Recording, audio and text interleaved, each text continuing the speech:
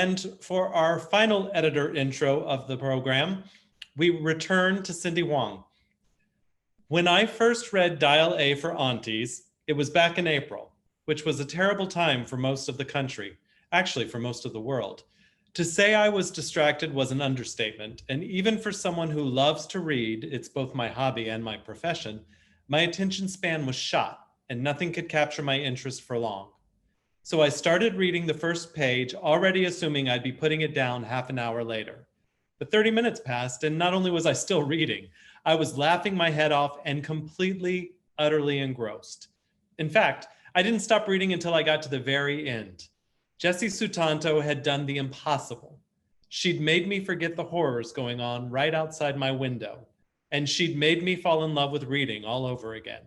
How could I not then buy this absolutely hilarious, heartfelt novel and want to share the laughter and joy with readers everywhere?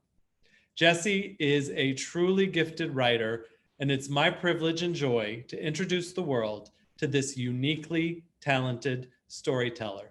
Quick note for everyone, before Jessie comes on and talks to us, she's created a video that we're going to play right now, and I would suggest that you amp up your volume so you can make sure you hear it.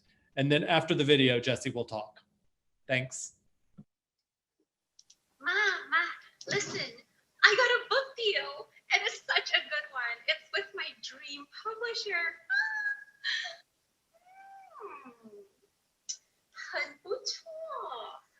I know.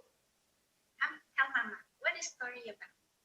The story is about this young woman who accidentally kills her blind date, and then Why everything you write has to be killing this, murder that?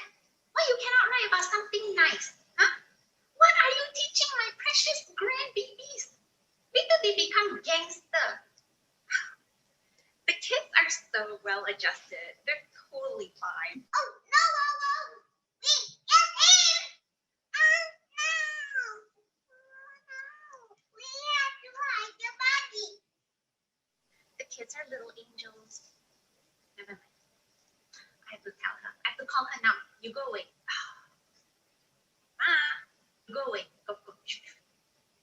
Fine, I'm gonna tell Dad. He's going to be so much more supportive. Hello, Irina. My doctor is better than your doctor. Pa. Listen, I got a book deal with my dream publisher.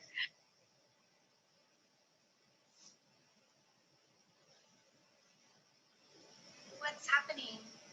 What's going on with your face? Are you having a stroke?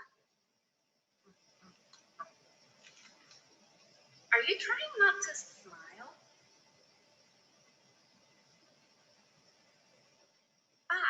It's 2020. It's okay. Fathers can tell their kids that they're proud of them. Smile.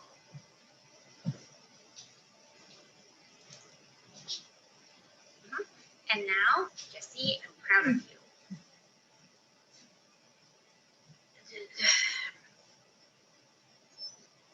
Jessie.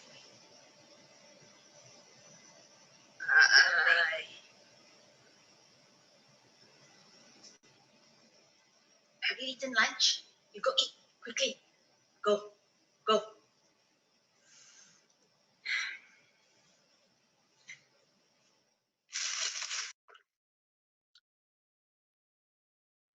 Hey, Ahua, guess what Jessie just told me?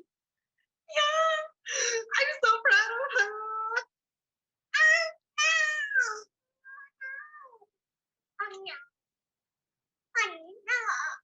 Hi everyone, thank you so much for watching my video, and I am so happy to be a part of this event.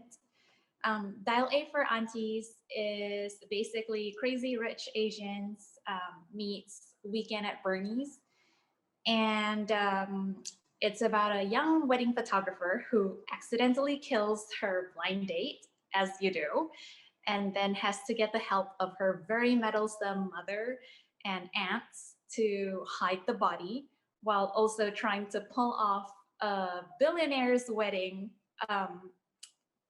and also win back her lost love.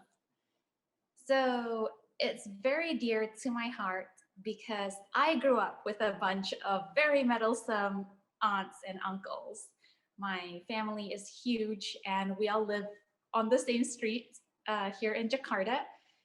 And every week there is a new feud and shifting alliances between my parents and my aunts and uncles. And it's all very complicated. But they would absolutely drop everything and come help if any of us were to be in real trouble. Actually, after my husband read Dial A for Aunties, he was like, you know, I bet that if you accidentally killed me, your family would help you hide my body. And I think he was only half kidding, my poor husband. And the other reason why the book is so special to me is because I used to be a wedding photographer. And so I was very excited to be able to return to the world of weddings, especially Chinese Indonesian weddings, because they're huge and over the top, and they're just amazing. So on average, each wedding would have 2,000 guests. Now we only had 1,500 because my husband is English. So he had like 12 people or something. And I remember one of my colleagues was like so horrified when he found out. He was like, what? You're only gonna have 1,500? Like my helper, okay, had like 2,200 at her wedding. And I was like, yeah, I know, I'm sorry. And my parents were like, we can't have fewer than 2,000 guests. That's humiliating.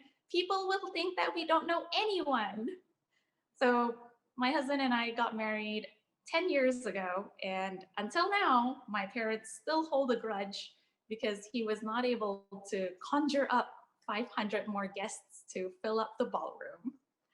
So anyway, that's just a little slice of Chinese Indonesian culture. And I really hope that you enjoyed Dial A for Aunties as much as I loved writing it.